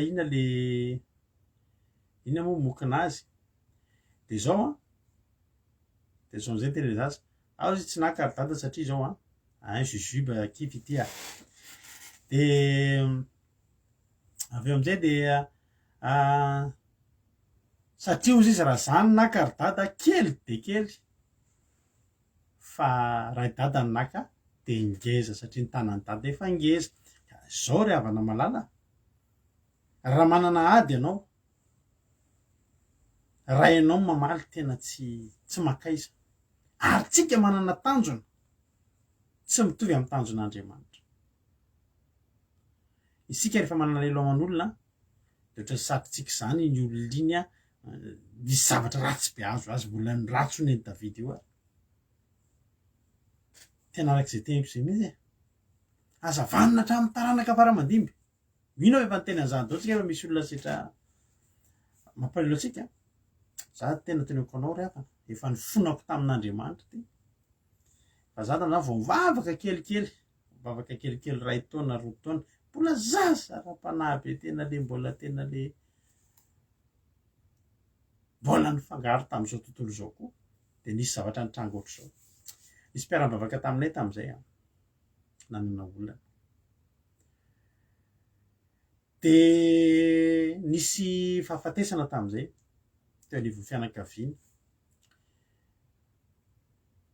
misy mpivady zany de maty le rangahy ka manan-karena reo olo reo maty le rangahy de rehefa maty le rangahy de le fianakavian'le lehilahy zany tonga de raha teo moa le vehivavy sy ny fianakaviany efa enjehan'le fianakaviany lafy foana satria mivavaka fifanjam-panao ohatran'ny antsika zao sabata tsy mihinana kisoa sisa de efa olana foana hatramin'izay fa maty am'izay le rangahy ozy ianao tena tonga de tantara be mihitsy tamin'izay ady mpianakaviana resaka ady arena fa satria nanan-karena be le olo reto de le fianakaviany lahy zany te azo amin'le arena reo na trano na inona de tonga hatramin'izany mihitsy hoe nampangaina hoe ohatrohatrany hoe namono an'le rangahy mihitsy le vehivavy ohatr'izany ampalebe mihitsy tamin'izay satria mpiara-mivavaka taminay zany olona zany fa tena teneniko anao ry havana fa tena karety olona le avany lahy reto mahitahita be resaka fitsarana sy resaka ohatr'izany fa tena nangalana hatramina dokotera fa nifongarina tany am-pasana mihitsy ny fasana ny razana tamin'izany de nangalana karazao dokotera daholo le avany lahy de nanaovan'ireo ataon'ireo autopsie de hoe vao hoe pozinina moa sa mivonoana ohatr'izay de nitoriana am'izay ry zareo de ny zava-doza tamin'le izy tena nigadra mihitsy le rahalahy anankiray mpiara-mivavaka tamin'io tena nigadra ary niarana natrika an'io fitsarana io zay tamin'izay fotoana zay ary le tantara efa nitohy lava be de za zany tena natrika an'io fitsarana io de reo daholo ny havan'ny lahy reo ny havan'ny vavy de zay ty amin'ny havan'ny vavy zany hatramin'ny mpiara-mivavaka ohatry hoe groupe zay maresy zany teo daholo tamin'izay ohatrany hoe ohatr'izay tonga de nivoaka ny dity fa tonga de gadro io le rahalahy kely io avan'le tahatara tamin'izay fa vaky ny foko izy ianao tena nalahelo daholo moa zay rehetra tsy za rery fa natoniko le tena le olona lehibe ao am'le fianakaviana zany le fianakaviana le nitory falifaly be zareo hoe nigadra de natoniko tamin'izay tena tonga de tena nraisiko ny tanany nozoniko ry havana tena nozoniko tena fa tsy afa tena nraisiko tany de nozoniko ry havana tena nozoniko tamin'ny anaran'i Jesosy za amin'ny olona fa mivavaka mavavaka hery-to vavaka kely vao nanomboka ny vavaka tamin'izay nalahelo loatra zany tamin'ilay izy hoe tena tonga hatramin'izany mihitsy hoe olona eo de gadra mimananjanaka inona tena nozoniko raisiko ny tanany tena fantatra hoe hoa izatra ny teneniko azy moa tsy teneniko anao eto de niraisiko ny tanany de tena nozoniko tena tsy nety zany amin'ny maha kristianina atsika ampalahelo ekena fa azadiny fa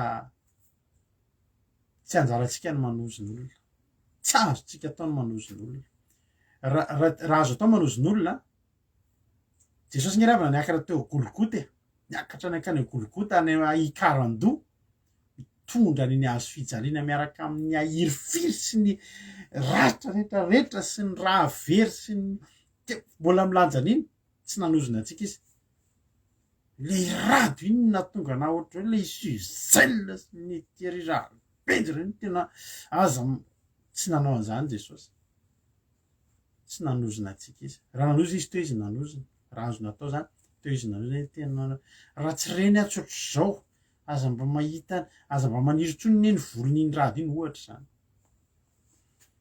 ohatra fa Jesosy tsy nanozina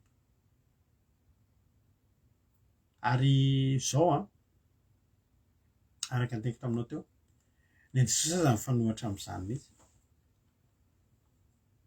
fanohatra am'izany mihitsy ny Jesosy raha teo aloha any amin'ny obolana misy tenin'Andriamanitra tena milaza amin'ny obolana 4 any misy teny anankiray manao hoe andivavitovola azafaly ozy izy aiza moa izy teo azafaly raha lavo mifavalinao ary aza ravoravo mifonao raha tafotoana izy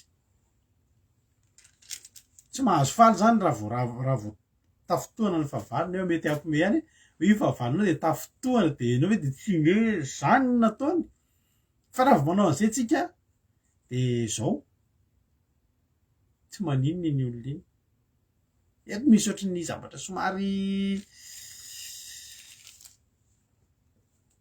manahirana any le fisainan'Andriamanitra ary tena fisevitr'Andriamanitra tsy fihevitsika satria zao nitoy teny io azafaly raha lavo mifavalinao ary aza ravoravo mifonao raha tafotoana izy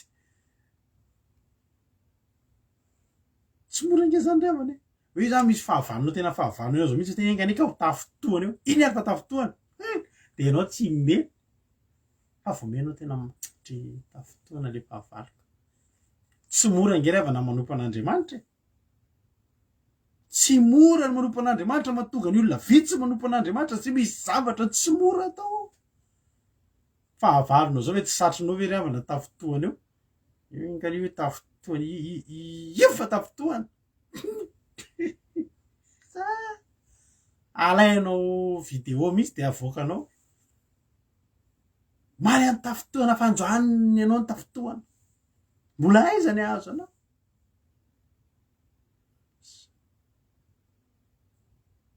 fa tsy mora satria zao raha vo ohatra tsika zany no ravoravo de hoy ny tena androandra de ny fahavalana fandrao hitan'ny Jehovah zany ka ataony ratsy de ampiarany aminy fatezerana zany hoe zao ny olana zany de zao ianao zany mba miandry an'Andriamanitra hoe isy zavatra hitranga amin'ny fahavalo io nefa ianao memelo faly ianao tamin'ny zavatra nazo azy hitan'Andriamanitra fa ratsy zay de tsy ataon'Andriamanitra ninnininy izy de tafotoana fotsiny izy de zay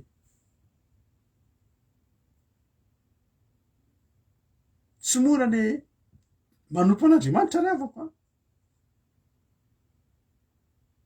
aiza ry havana neny Jesosy zany nge tena teneko anao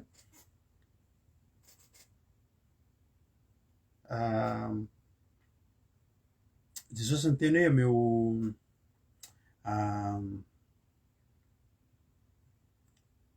Jesosy ny teny efany amin'ny obolana any koa obolana fa 5 ndray ty 5 ny tena androatra raha anao na ny fahavalonao de meo hoaniny izy ary raha mangeta ety izy de meo rano hosotrony mory zany sasarotra ozy le gendarme namako zay any ambanivohitra ozy izy mahafinaritra ny fiainany ambanivohitra ianao izy any ambanivohitra andeha sambotra olona manao ratsy de rehefa tonga an-tranon'ny olona ianao mbola sorosony sakafo aloha vao mandeha te Antananarivo izy tsy ohatr'izany fa tena ianao indray nataony tsitsiny ny olona any ambanivohitra zany manao zay io gendarme isambotra azy hitondra azy any amin'ny birao fa omeny sakafo aloha mba tsy adin'le gendarme namako mihitsy zay zavatra zay ny olona any ambanivohitra zany manana kely an'izay toepo zay ihany hoe fahavalonao fa omenao sakafo sy menao hanina raha mangeta ety izy de meo rano zao ry havana io fahavalonao io tsy mety amin'ino maty ianao aza maniry an'izany hoe io misy fahavalonao io de irinao ho faty tsy mety amin'Andriamanitra io raha maty ny ten'Andriamanitra Ezekela 3:30 de 1:20 sitrako ny hafatin'ny ratsy fanahy dao vakitsika zay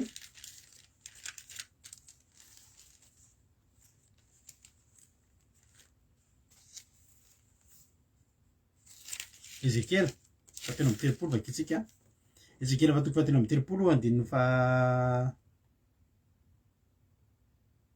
1:20 lazaiko lazao aminy hoe raha velona koa ho Jehovah Tompo de tsy sitrako ny hafatesany ratsy fanahy fa nilany amin'ny ratsy nilany ny ratsy fanahy amin'ny lalany mba ho velona izy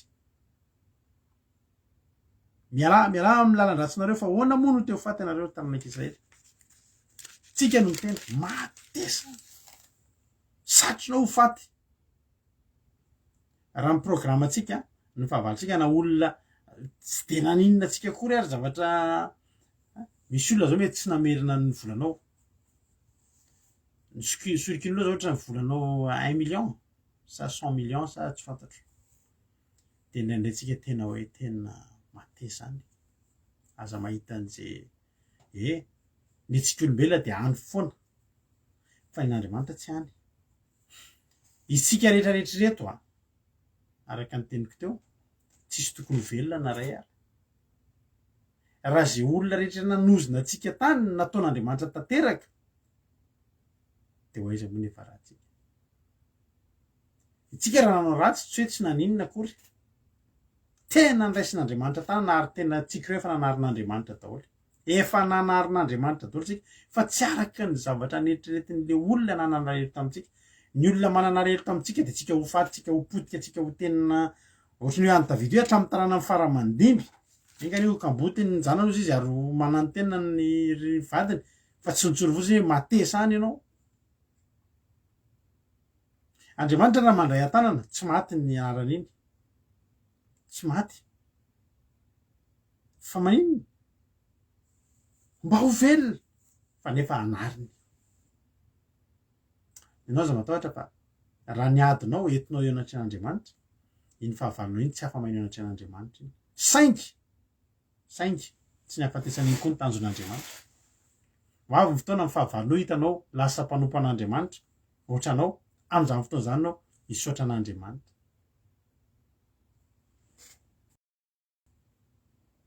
Halleloia. Amin'izany fotoana izany anao hisaotra an'Andriamanitra. Araka ny teko taminao hoe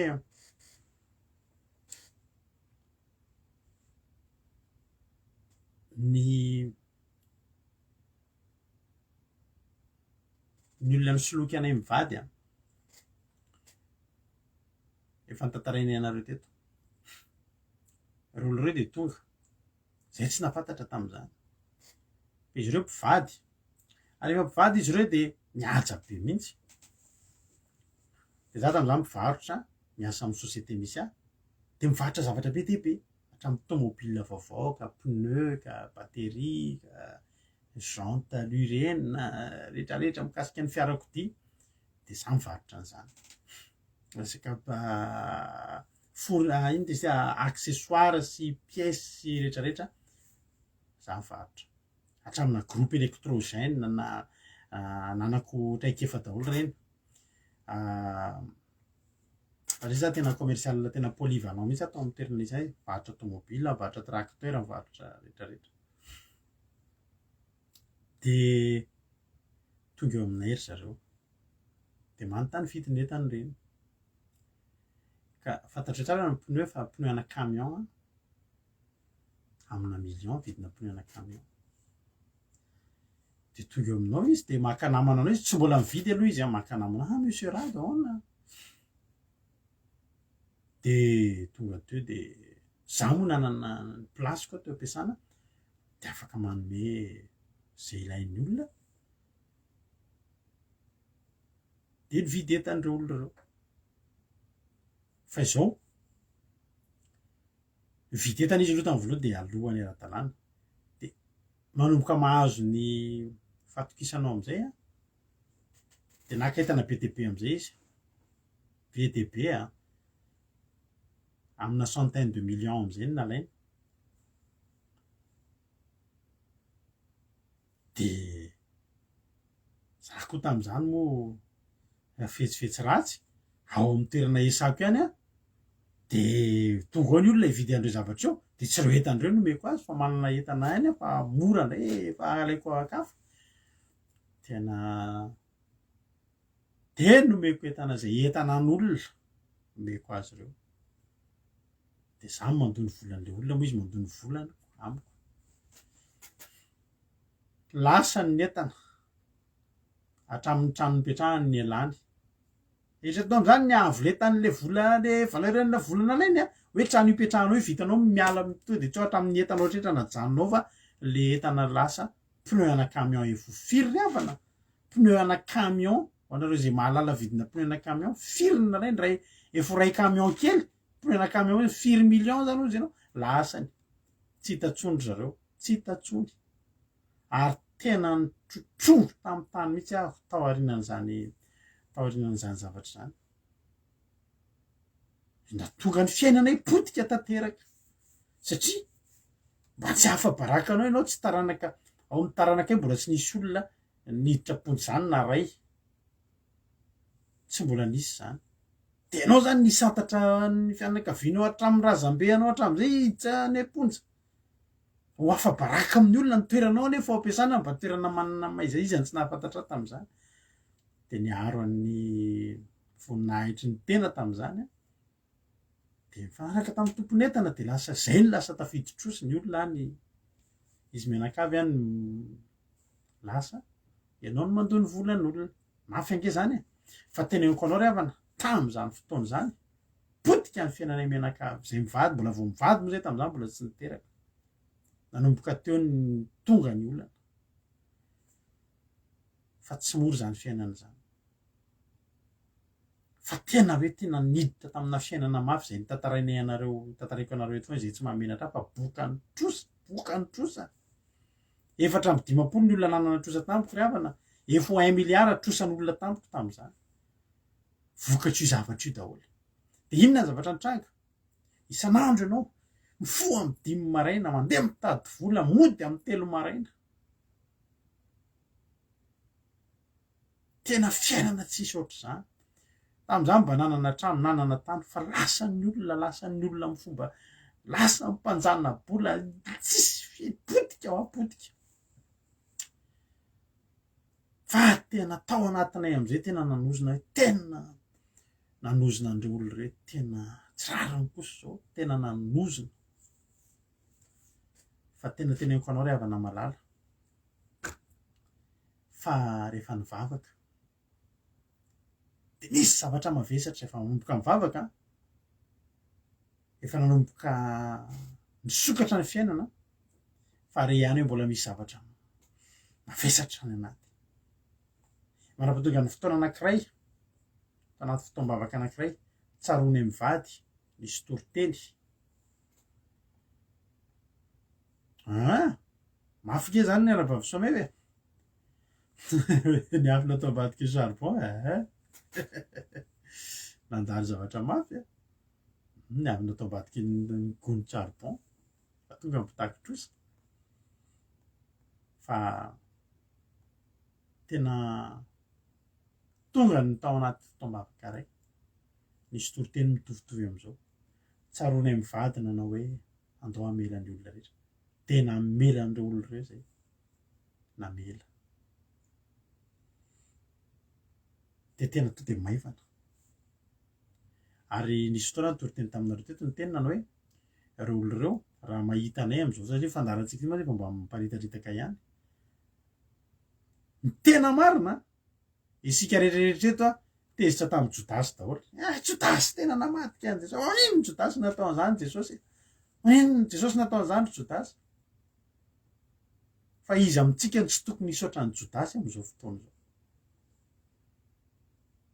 fa raha tsy teo Jodasy namadika an' Jesosy ka nahafaty an' Jesosy raha izy fotsiny hoe tratrantitra be Jesosy tsy maty ny Jodasy zay fa de lasa ferinany amin'Andriamanitra ozy Jesosy any amin'ny 70 taona aiza zay raha an' Jesosy anadiovana azy ianao aiza misaotra ianao hoe misaotra ny Jodasy nanaiky natao zanaky ny fahaverezana ka za de misaotra zany izy mivady zany nisoloky anay tena misaotra tena era-poeran-tsaina ary tsy nanozona anareo tsony tena ny fonona teo anaty an'Andriamanitra no izy zany mena zany olo zany ny fonanao a hoe fona Jesosy fa tsy sitrakao ny manozona ny olona zao ny olana ny ozinay a afaka mety tonga am'le olona any mety possible maty mihitsy ary le olona mety possible tsy aiza zavatra mahazo azy any fa Andriamanitra mahafantatra ny tokony atao tsy fantatritsika zavatra antrano mety efa nanarin'Andriamanitra tany amin'ny tena narary azy zany olona zany ary mety tsy haitsika mety olona efa mivavaka zany olo zany am'izao fotoana zao hiaraka ho any an-danitra Andriamanitra manana ny programa atao amin'ny raha Andriamanitra no raha tanan'Andriamanitra makamokina azy be de be fa raha ny tanatsika kely raha ny tanako namely an'izany olo zany ka ndray andro le izy tratra de fialahako ny tamaina tratra kely indray andro de votsitra de tsy hita tsoa mandraky tiny androany fielaka kely zany tsy makay zany izy ho lefa pisoloako fa Andriamanitra manana ny zavatra tokony atao aminy ozy izy Davida hoe rikajika salamo fa 4:20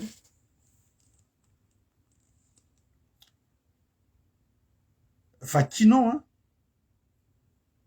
ny salamo fa 4:20 ny soramary de fitarainana amin'Andriamanitra noho ny fampahoriana ataony loza be ny ataontsika zany tsy manozona an'le olona fa entitsika anaty an'Andriamanitra ninona ny fitarainantsika tsaroko fa nantantarany mampionina vao eritaona tsy ampy eritaona de maty ny dadany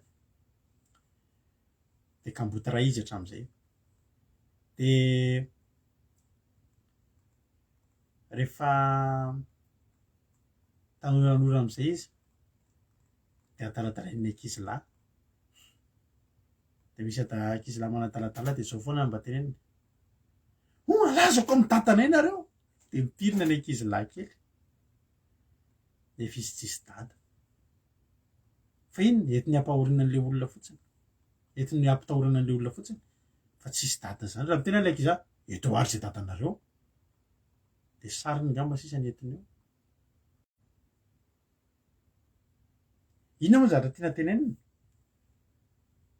ary efa manana ady sy olona antsika manana fahavalo de andao alazatsika amin'Andriamanitra raha alazatsika amin'i Jesosy io raha alazatsika amin'Andriamanitra de Andriamanitra mandray an-tanana an'iny tsy mila manozona an'iny ianao satria tsy mety aminao no manozona olona fa etinao anatrehan'Andriamanitra fotsiny ny ady de ho raisin'Andriamanitra tanana hoy ny ten'Andriamanitra Jehovah Andriamanitra mpamalina natao Andriamanitra mpamalina natao mamirapirata misandrata ry-mpitsara ny tany ao mamalimy mpiavonavina mandram-pahoviana reny ratsy fanahy Jehovah mandram-pahoviana reny mbola ifalifaly sy ifalifaly ny ratsy fanahy miresadresatra sy miteniny saisay izy mirehareha mpanao ratsy rehetra ny olonao nge Jehovah torotorony ary nilovanao ampahoriny ny mpitondra tena sy ny vahiny vonony ary ny kamboty de matiny fa hoy izay tsy mijery Jehovah ary tsy mandinika ny Andriamanitra Jakoba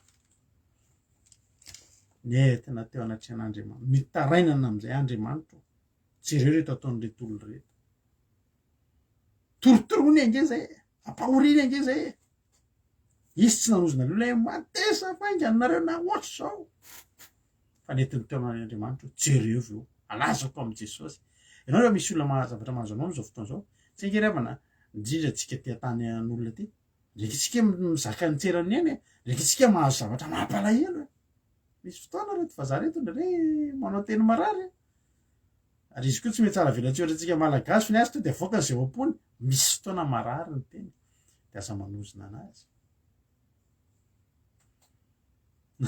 lazay fa komisera ho ny dada ny dadany ary efa any amin'ny fasana any ambositra tamin'izany fa matahotra ka zao mampionina dadany tsotsony fa Andriamanitra nijery an'izany Andriamanitra nijoro iaro azy mandraky tiany androany alleloia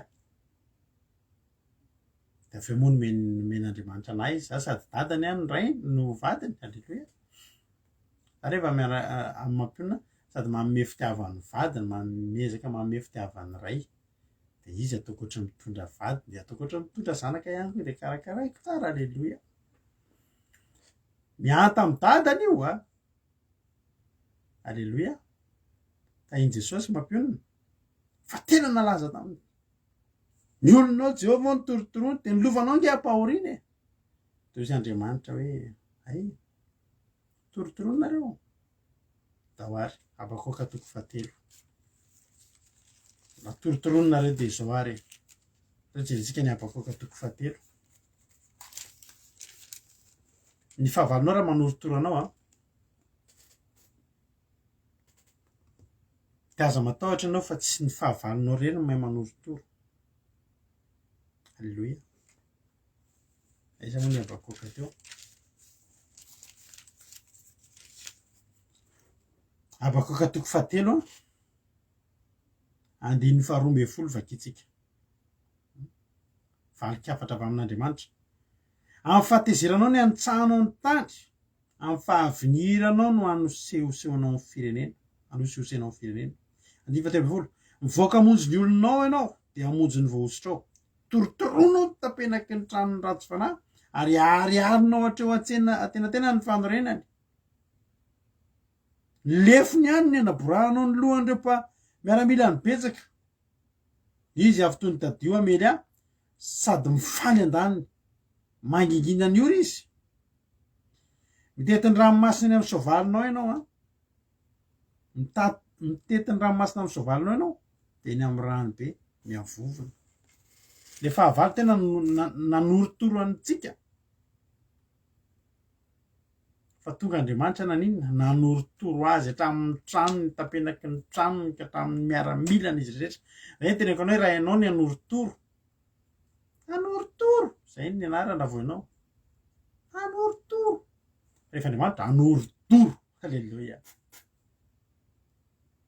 Zavatra vitanao poste kely amin'ny Facebook any vitantsika, publication kely n'olona marary fo kely seho amin'ny vava kely fa mba mibetrika fa tsisy basy mihitsy, tsy midoboka.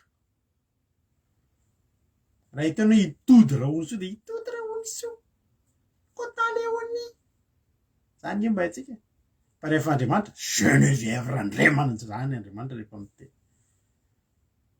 Fa itsika mba mezaka Antonirina Sisel tsy makaiza fa Andriamanitra rehefa tonga. Ary misy tena anankiray mahafinaritra be ty tena teneko anao, ny adinao eto amin'i Jesosy, ataovy izay atonga n'io adinao io ampelantanan'i Jesosy, fa Jesosy vato manoritoro. Tianao ve ho toritoro amin'ny vato sady mongomongo amin'ny vato rehefa avalinao? Eto amin'i Jesosy ny adinao. Matitiko 1:20 mena verset maromaro tsika ty amin'izay tsika. Matitiko 1:20 andininy fa 2:70. Hoy Jesosy taminy, tsy mbola navakinareo va ny tenin'ny soratra masina hoe vato zay nilavon'ny mpanao trano dia izy no natao fehizoro indrindra. Avy tamin'i Jehovah zao ka mahagaga io masontsika. Iza moa ny vato ny lavon'ny mpanao trano? Jesosy. Jesosy nge ny lavon'ny olona. Fa le vato ny lavony iny, iny ny tonga io fehizoron'Andriamanitra. Ianao ndray ny avantagenao, le Jesosy ny lavon'ny olona nalainao. Halleloia. Jesosy le ny lavon'ny jiosy laisitsika. Halleloia. Ary noho izany dia lazaiko aminareo, esorina aminareo fanjakan'Andriamanitra ka omena ny firenena izay mahavokatra ny voniny. 2:20 Ary izay potraka amin'ity vato ity dia ho torotoro, fa nazovy ny anjerany dia ho mongomongo. Ny Jesosy tsika tsy zakan'ny olona, tsy zakan'ny fahavalontsika. Jesosy rehefa itsika eo amin'ilay vato ny fahavalontsika tsy mila hozonina. Halleloia. Eto amin'i Jesosy ny fitarenanao, eto amin'i Jesosy ny adinao, fa tena tonga eo amin'ny vato ny fahavalonao, tonga dia torotoro ary tonga dia mongomongo ry avako malala. Halleloia.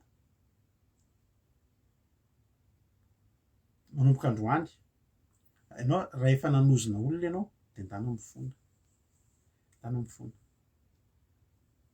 Rehefa nanozona olona andaontsika hifonda, fa alao anjaran'Andriamanitra. Ny ten'Andriamanitra hoe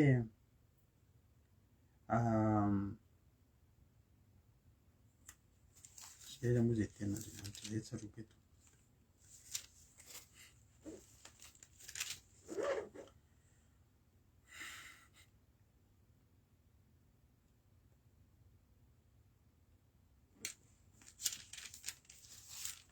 Misy ten'Andriamanitra zay dia komenareo fa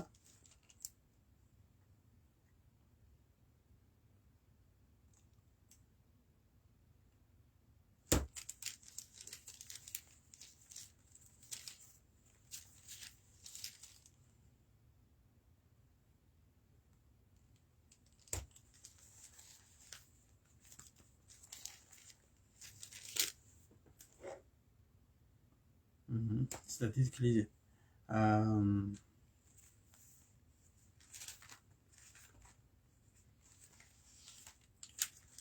vais mettre 8:15 et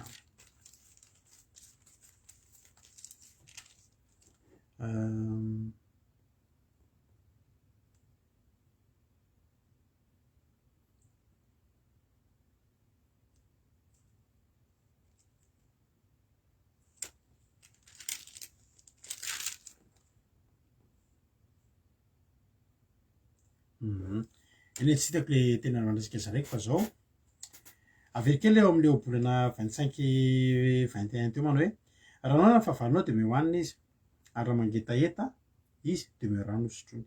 Fa raha manao zany ianao dia hanambatra vainafo eo am-dohany ary Jehova hamary soanao. Ianao tsara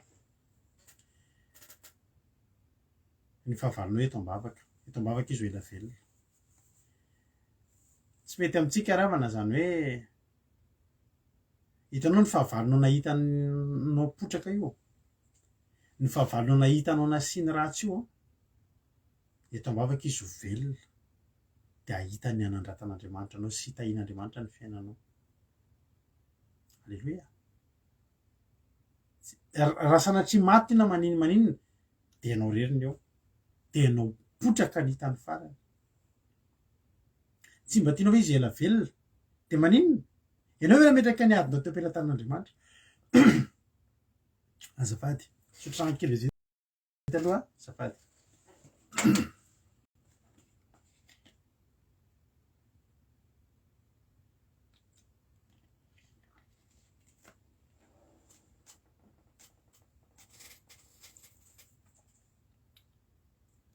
Alleloia.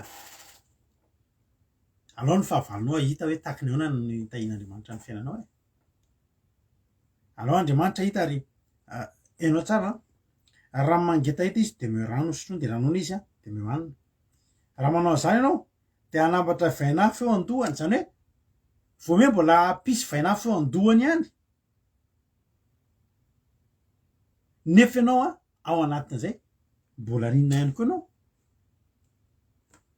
Jehova mbola mahasoa anao ihany koa. Alleloia. Zany hoe raha maniry ratsy ianao na faly amin'ny fahavalonao dia mitsahatra avy eo tokony ataon'Andriamanitra ny fahavalonao fa ny ataonao eto am-bavaka izy. Velomy mihitsy izy mba ho velona aza vela maty ny anohanana izy fa aleo izy ahitany ataon'Andriamanitra amin'ny fiainanao. Alleloia.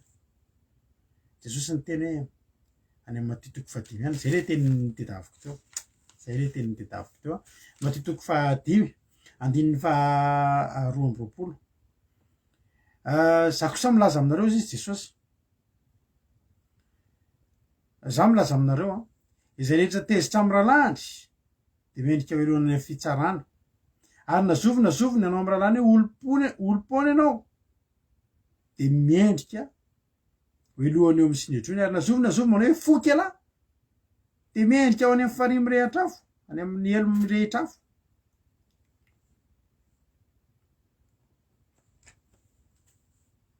Aza miteny an'izany intsony zany ianao hoe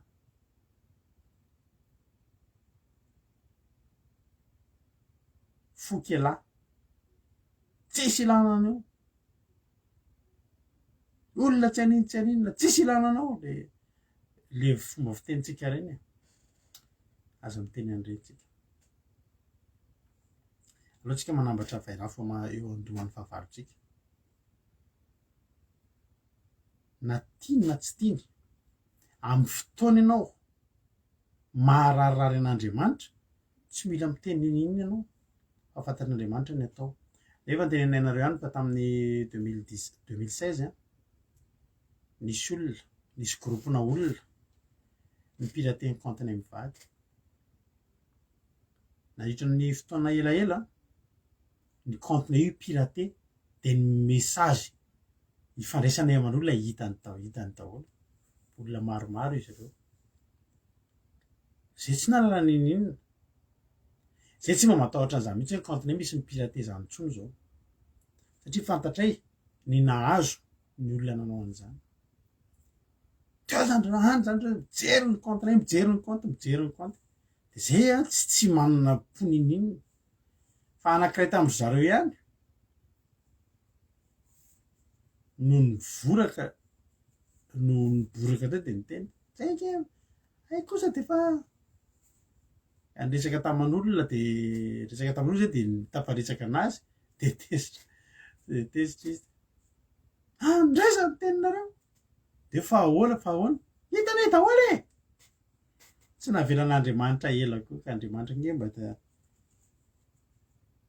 hitanay daholo ny nataonareo ve zany ny teninareo. Fa ahoana nahitanareo hitako daholo le tenina ohatry dia teo ny nivoaka hoe tena haika efa tena nijerenjareo na alahelo zay mivady tamin'izay. Fa zay tsy nanozina fa zay naninona ny antso an'Andriamanitra. salamo faefatra amby 20. Jereo Andriamanitra zao zay fa nijery Andriamanitra fa tena teneko anao fa tena nahita olona ndreo olona ireo nisy tamin'ireo narary mafy tena narary mafy fa tsy maty mbola zay mivady nitondra mbavaka an'izany olona zany tena teo anatrehan'Andriamanitra tena nitondranay ambavaka tamin'ny fonay rehetrarehetra hoe Jesosy asitrano io olona io sitrano io olona ary sy izay sitrapon'Andriamanitra fa narary mafy tena saika maty tsy nila nozonony zany hoe marary fa Andriamanitra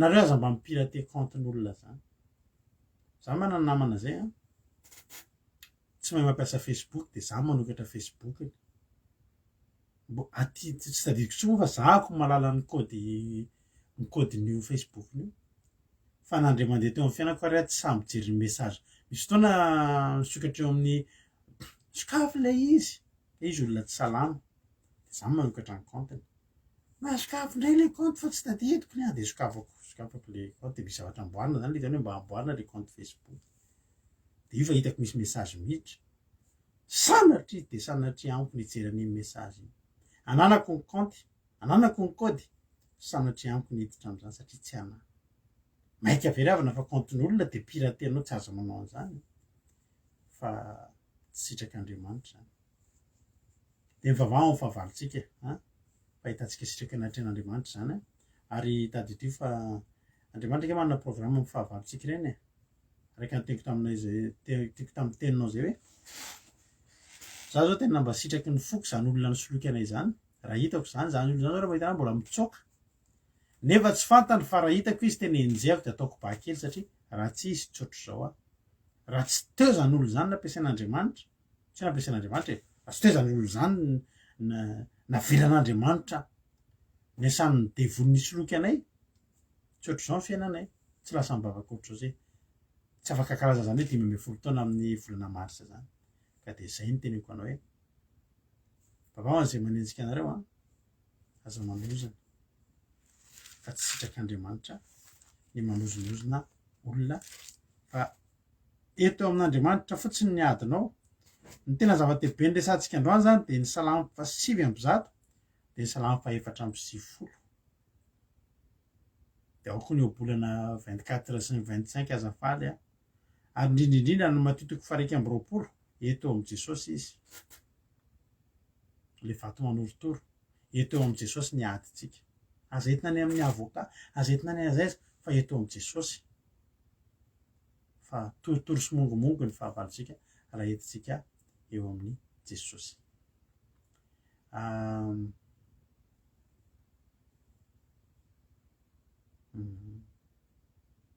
mahery zany amboarantsika zay la mahita ny commentaire anao tompitsika rehetra mino fa voarainao zay ny afatra androany zany raha resy lahatra am'izany ianao de teneno hoe za Jesosy hoe tena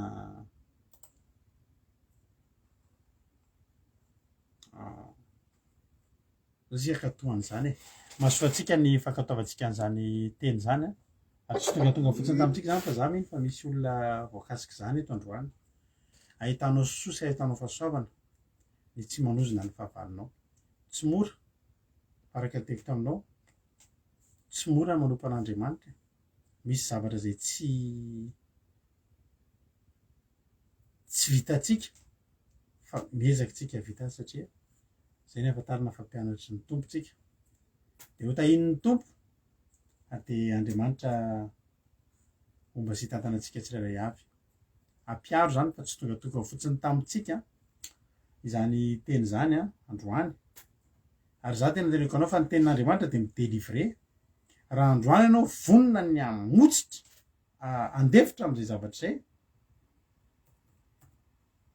tsy mila délivrance akory ianao fa tena tonga de fa Andriamanitra zany tenin'Andriamanitra zany no anafaka anao amin'ny fatotra zay mahazo anao alahelo misy amintsika eto mbola manana alahelo mafy aman'olona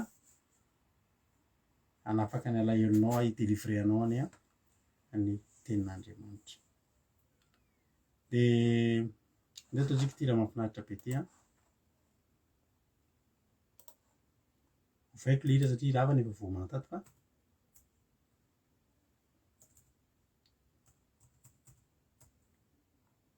alleloia ataontsika ty de araka andresantsika teto tsy mora fa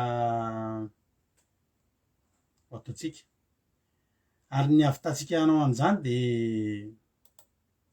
tsotra fotsiny Jesosy avelantsika miasa ao anatin'izany fiainantsika izany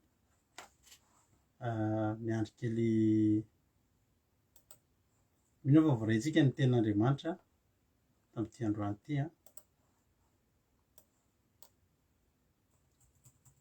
de mentsika an'Andriamanitra ny voninahitra.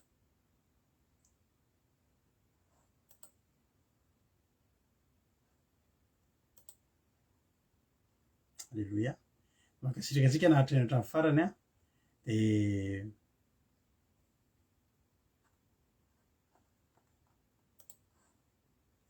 ao aoriana tiditsika hivavaka ho an'ny toepontsika rehefa avy eo hivavaka ho an'ny fontsika izay mety mbola mavesabesatra zany vokatry ny zavatra nataony ny fahavaloantsika zany hanafaka anao anie Jesosy atorory azo ny fonao am'ty androany ity.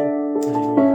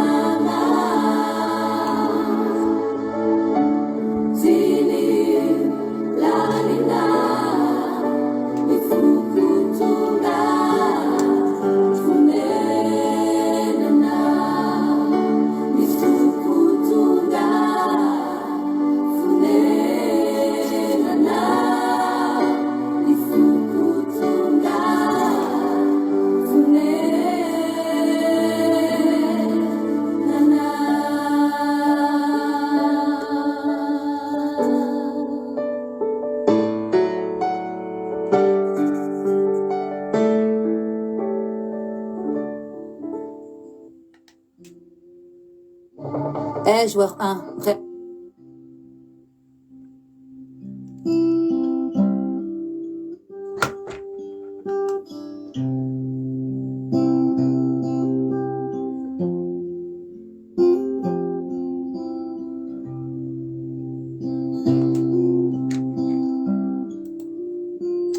Sotranao zay Jesosy tamin'izany toriteny androany zany. Tsika sotran'Andriamanitra ny amin'izany teniny zany ny avana malala fa zava-dehibe amintsika. Ny mbola nanaisantsika indray an'izany fampianarana zany tamin'ity androany ity. Za mino fa voalaitsika tsirairay avy ny afatra androany. Raha mamaky ny commentaire anareo dia mahita tokoa hoe misy zavatra tena mavesatra tokoa ny anatintsika any ary tsy mora zany anisan'izany ny anabavy amboarantsika ary mampahiry anareo. Misy olona koa eto fantatro fa tratrany zavatra ohatrohatran'izany nahazo anareo zany. Andriamanitra no hitondrantsika ny adintsika. Andriamanitra no hitondrantsika ny fitarainantsika amin'ity androany ity. Mahireza fa mijery antsika Andriamanitra. Mahireza fa hitan'Andriamanitra ny zavatra izay tokony ho atao eo amin'ny fiainantsika. Ny hanonerany an'izany rehetrarehetra zany, izy ny mahalala. Ny ankatantsika dia ny mivavaka androany mba nanantsika toe-poan'olona mahay mitondra ny ady eo anatrehan'Andriamanitra. Fa hiazakazaka eny ambony ranomasina ny soavalin'Andriamanitra. Hiazakazaka hijery ny fahavalontsika. Tsy ilainao akory ny manozona ny fahavalonao. Ny fahavalonao hietry ny anaovan'Andriamanitra azy, fa Andriamanitra mbola mahafity anao ihany koa dia hanandratra anao Andriamanitra. Dia ho hitan'ny fahavalontsika, ny hanandratan'Andriamanitra ny fiainantsika. Ary ho gaga ny fahavalontsika hoe hay totsipotika ny fiainany. Dia ho hitan'ny ny herin'Andriamanitra eo amin'ny fiainanao. Hivavakantsika amin'izao fotoana izao. Jesosy eo, misotranao zay tamin'ity fotoana androany ity. Misotranao zay Jesosy satria tena nitahinao indray ny fotoana androany. Dia misotrany amin'ny teninao zay tonga taminay tsirairay avy. Fa tena ilainay ny teninao. Mampahery anay ny teninao. Mampionona ny anatin'ny fonay ny teninao. Misotra Jehovah Andriamanitra. Dia rainana ny anaranao ary ankalazaina mandrakariva ny anaranao Andriamanitra. Ekenay fa tsy mora tokony manao an'izany zavatra rehetra nitenenina teo. Raha teoria zany Andriamanitra tena mora, fa ny mipratike an'izany tsy mora. Nefa kosa zay efa nanapa-kevitra ny anaradianao Jesosy. Dia fantatray fa ny fanainao masina amin'ny anay hery. Halleluia. Ny fanainao masina amin'ny anay hery ary amin'ny anay fitiavana. Ka zany fanahany fitiavana avy aminao zany Andriamanitra ahafahanay mitina dia ny fahavalonay azy. Ary tsisy havitan'izany fa tsy ny zanak'Andriamanitra. Misaotra Jesosy fa ianao dia vato manorotoro sy mahamongomongo ny fahavalonay. Entinay eo aminao ny adinay. Entinay eo aminao zay rehetra nahampalelo anay. Dia anao andray an-tanana sy hijery akaiky an'izany rehetrarehetra zany. Misaotra Jesosy. Voninahitra ho anao ary ny ankatavy dia mifanainao masina ampahery ny tsirairay avy isa-tokantrano isabatan'olona amin'ity androany ity. Mifanaraka amin'izany toriteny zany ny fampaherezana izay ho raisin'ny tsirairay avy. Misaotra Tompo. Betsaka ny tsy voalazanay fa ianao mahalala ny mahasoa. Ary izay mahasoa izay mihitsy no mba tianay ho tanterahanao amin'ny tsirairay avy. Izay nanaraka an'izao fandaran'izao indray tamin'ity androany ity. Misaotra raha eo. Ankasitraka indrindra Jesosy. Ankasitraka fa kely ny vitanay teto androany. Kely ny voalazanay fa ianao mihoatra noho izay neritreretina. Ary ny teny izay nafafy dia tahaka ny vonafafy ihany. Ary amoha zato eny tsy voatsaingo ny vorona mpiasa. Ary ny devoly Satana tsy afaka hitsaingo ka na dia litera iray tamin'izay nitoriana teto androany. Fa amoha zato eny amokatra anatin'ny olona tsirairay avy. Misaotra Jesosy. Halleluia. Amen. Hivavaka amin'ny firenentsika amin'izao fotoana izao dia mampandrotsika ny anabavintsika namben'ny Tsomakirinina hivavaka ho an'ny firenena. Tainy tompo ianao Ranabavy Makrine. Alléluia, tainy tompo tsika rehetra dia tainy tompo pasitera miarafara. Mbola hiara hivavaka antsika. Ry Andriamanitra Reny Masina tsara indrindro, mbola misaotra anao izahay fa mbola nomenao fahasoavana nandritra ny tontolo androany Andriamanitra fa mbola nomenao hery ka lazaranao izao fotoana izao Andriamanitra na irenao izao Jesosy fa mbola maneraka anay indray izany tenin'izany dia maneraka anay mifamela heloka, maneraka anay mifankatia Jesosy na dia ny fahavalonay aza Jesosy mbola itiavinay foana Jesosy ary mbola mananatra anay Jesosy amin'ny hitondra adinay eo anatrehanao izany Jesosy ka mba hiabana aminao foana izahay fa tsy hanao foana Jesosy amin'ny rehetra mahazo anay Jesosy tena mafy tokoa izany ataony fahavalonay Jesosy eo amin'ny fiainanay Jesosy fa nefa noho ny aminao dia ianao ihany no herinay sy mitantaka no azahoanay hery ary ny fanahy masonao Jesosy no hiombanay ka tany handefitra sy hanao izay sitraka ny fonao rehetrarehetra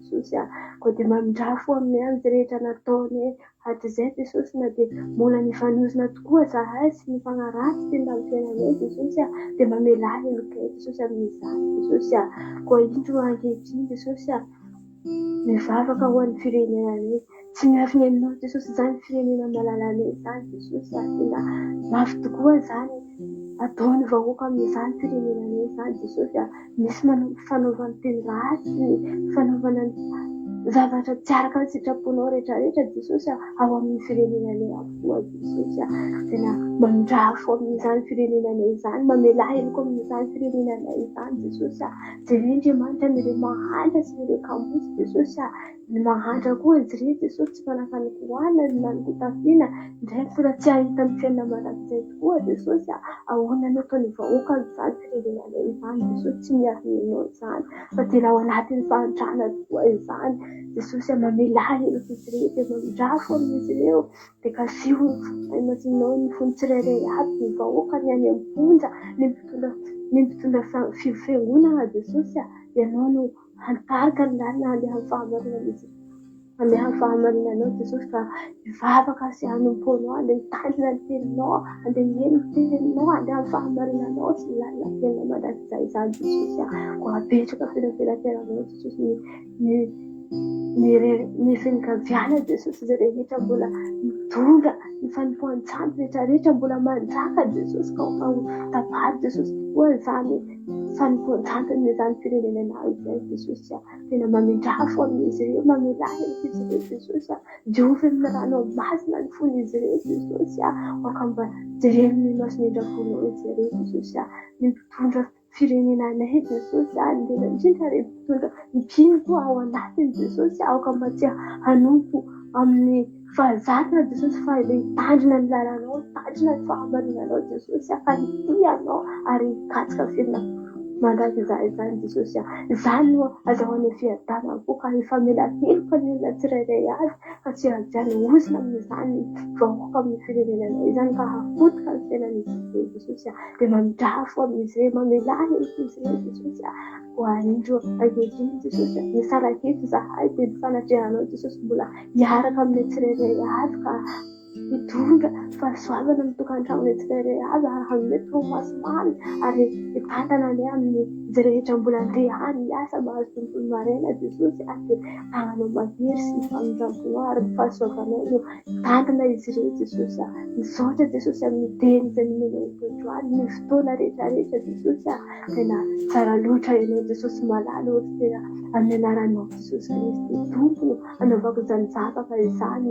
dia voninahitra ho anao mandrakizay ka hatra taloha ka ho mandrakizay Jesosy misaotra Jesosy Halleluja Amen. Halleluja. Mankasitraka ny ranavavitsika nambintso Makrine tsika tanatin'izay vavaka ho an'ny firenena zay tena ilaitsika tokoa ny vavaka ho an'ny firenena.